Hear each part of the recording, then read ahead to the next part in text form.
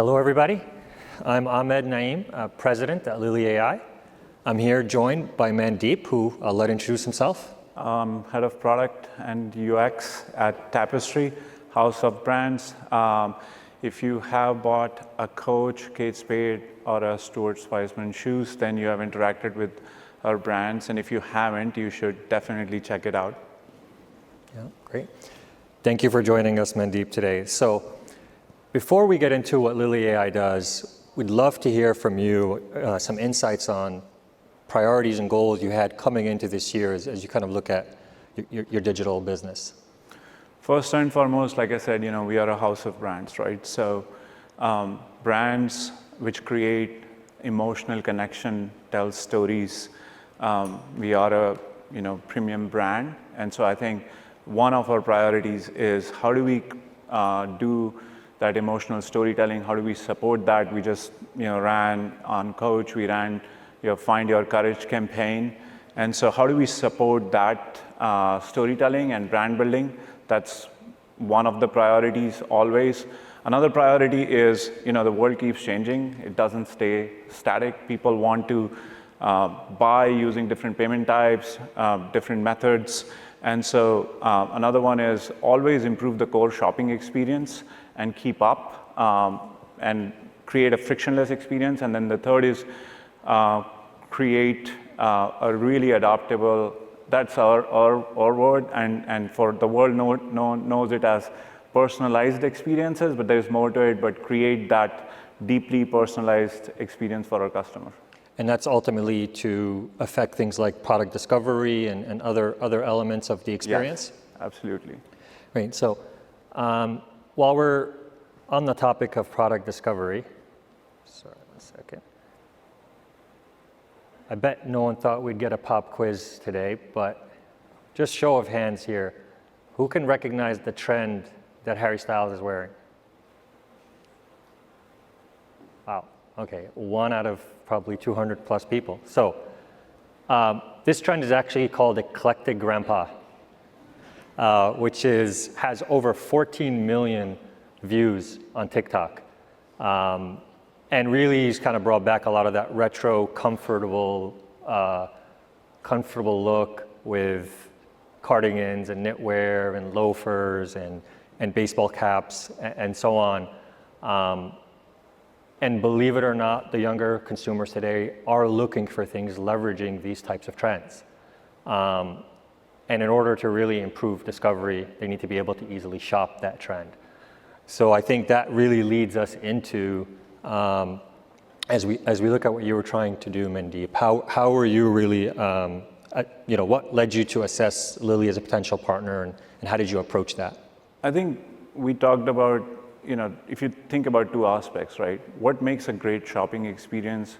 Yes, that building that connection, but also you have to help the customers find the product that they are looking for, right? So discovery is a big part of it. If they can't find the product that they are looking for, and in their language, right? So when they go on Google, if you look at the trends during Mother's Day, what would be the #1 search term that they are searching for? Mother's Day handbags. And then someone wants to go to a party handbag.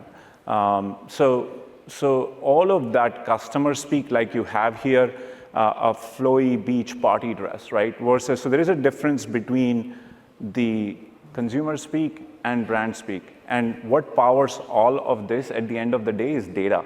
Anyone who has worked in merchandising space, the business teams, all of them, getting that data is extremely hard and expensive. It's not easy someone has to sit in and key in the data and all of that kind of stuff. And is that really, and how do you know that this is, like you did, an eclectic grandpa, or that this is a party dress? Someone has to go in and sit and tag each one of those dresses as party dresses, right? So what's the solution? It's either putting a lot of OpEx and trying to put people who are going to do it, and imagine doing it for all of our brands, or you can use technology, right? So we were looking for a solution which could take that and automatically tag the data and enrich our data. And that is to improve product discovery, not just, so one on earned channels, especially search engines, and then also on our website, right? So we were looking for enriching that product data, which would help with product discovery, and that's where we started looking. We must have talked to at least 5 to 7 solution providers. And we are very thorough with our evaluation. One of our CFOs is sitting right here. The title of this talk is, the metrics that the CFO can believe, and then it all comes down to the CapEx and how is it going to impact the OpEx. The numbers are important in a for-profit business. So I think we were looking at that, and then we talked to many people who would partner with us and who would be really good at what they do, first of all. And that's how we ended up with Lily AI after I think we evaluated for a fairly decent time. We often do champion challenge. And so there was no champion here, but we put 4 or 5, and then we gave them the same assignment, did a thorough evaluation, and ended up with you guys. Yeah, maybe let's dig a little deeper into kind of the process here. So for those that are maybe less familiar with Lily, it's a female-founded company, and our founder, Purva Gupta, initially started this company experiencing some of the challenges that Mandeep is trying to solve for. Started with this flowy beach dress, which, should have pulled up a dress like this, but actually pulled up nothing close to this, including beach chairs. And that's because inherently the product data is not really optimized to be aligned with the natural language of the consumer. So what they've built over the last 9 years is a computer vision and natural language processing platform that ingests the product images and metadata and produces enriched attributes, eliminating the need to do manual attribution. Now it's automated with higher accuracy and consistency, but goes far beyond objective attributes like color, neckline, and really infuses subjective attributes. So looking at things like trends, occasion, style, synonyms, right? Now really matching the natural language of the consumer across the entire e-commerce stack. And I think that's what we really discussed doing.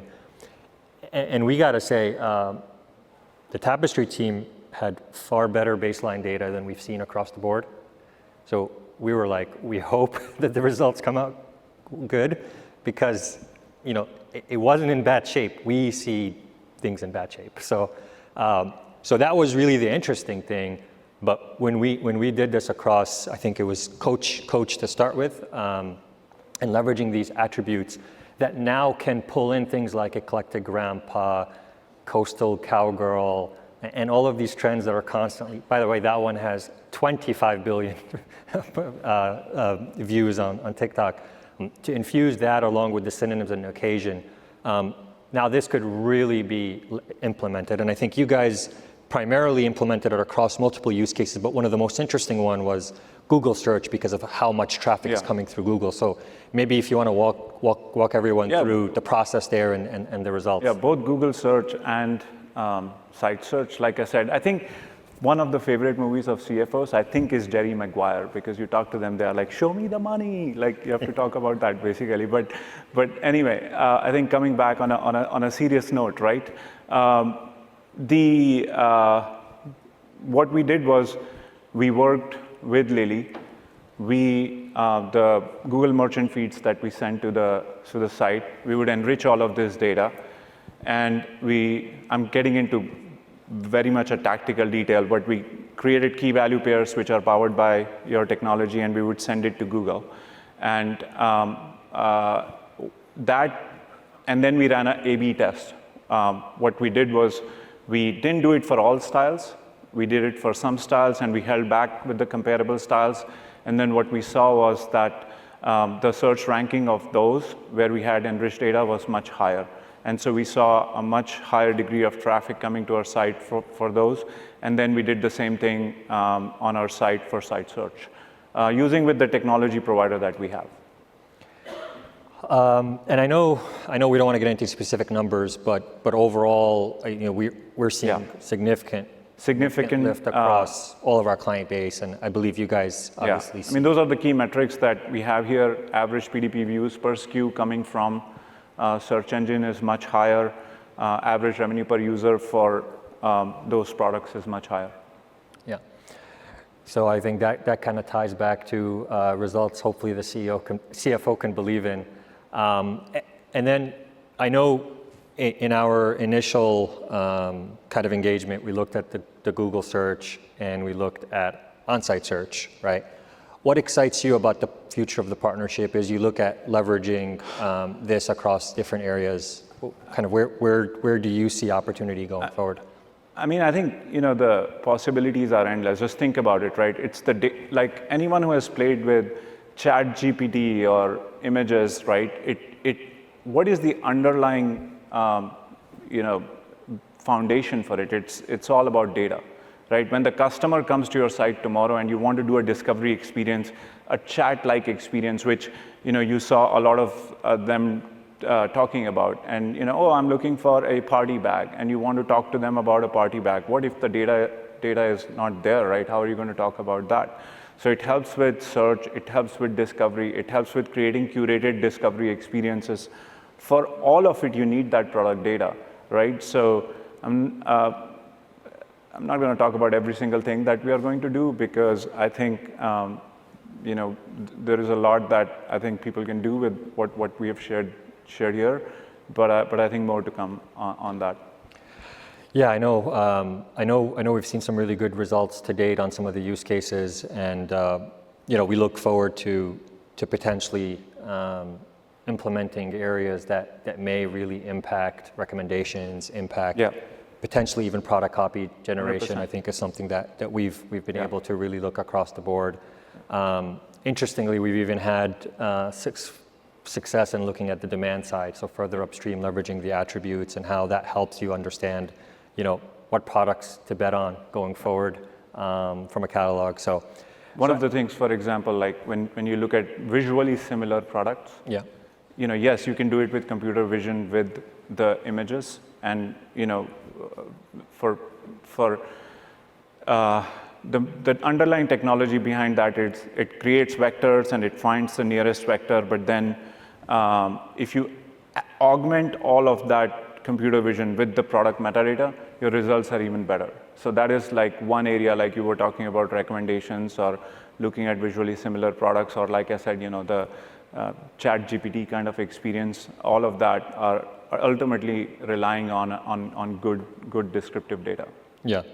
And I think, in speaking with you, one of the things you liked about this was the fact that it's not really ripping or replacing anything you're doing today. It's leveraging kind of the existing e-commerce stack and partners in that, and kind of just augmenting it. So it always helps to be able to test and learn without heavy lift. So, okay, so as we look ahead, just overall from an AI perspective, what either personally or professionally excites you about, what's happening in AI? With AI. Yeah, I think that the future is a prompt. All of this, application interfaces are ultimately going to be replaced by voice or prompt, and people generally will talk to it. And so this generative AI, I firmly believe in it. I don't think this is hype, crypto or meta worlds. I think this is real, and I think that that is where the future is headed, right? And once the technology gets even better, and people get comfortable with using voice and text and get the same kind of results, I do think that there is obviously a place for that visual and emotional connection and all of that, but I think this will become, in another maybe 5 years, maybe 10 years, voice and text will become 50% of the experience. Yeah, I mean, definitely there's indications of that, and I think irrespective of the direction, it's really going to hinder on accuracy, right? And I think that's where potentially discriminative AI becomes significantly more relevant in some cases than just generative AI, which obviously is the hottest thing right now. So, I mean, that's really it from our side. Thank you, Mandeep. Thank you, everyone. That's our session. So, Thank you.